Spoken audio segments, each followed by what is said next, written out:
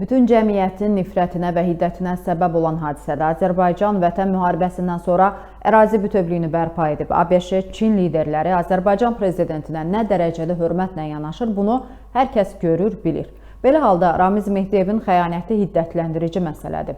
Bunu Teleqrafa açıqlamasında millət vəkili Musa Quliyev, prezident administrasiyasının sabiq rəhbəri Ramiz Mehdiyevin Azərbaycanda dövlət çevrilişi həyata keçirmək üçün Rusiyanın müəyyən strukturlarının rəhbərlərinə yazdığı məktubu şərh edərkən bildirib. Deputatın sözlərinə görə millətə, dövlətə xəyanətdən ağır ittiham yoxdur.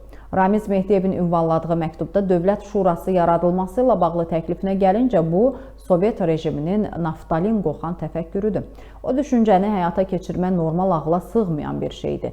Vəzifədən gedəndən sonra Ameyada nəvəsinin toyunda oyunlar çıxardı. Bunların hamısı dövlətə meydan oxumaq idi. Dinç durmaq, xalqından üzr istəməyə əvəzinə Azərbaycanla Rusiya arasında münasibətlər biraz soyuyan kimi xəyanət addımı atdı. Bunu heç kəsə bağışlamaq mümkün deyil. Hüquq mühafizə orqanları da bu məsələyə ciddi münasibətlərini bildirirlər. Araşdırmalar gedir.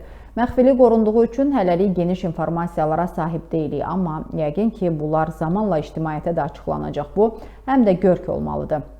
Azərbaycan dövləti heç vaxt olmadığı qədər indi çox güclüdür. Cənab Prezidentin reytinqi 100%-in üzərindədir. Xalqın etimadını qazanıb. Belə bir halda xəyanət yolu tutmaq bəlkə də Allahın cəzasıdır.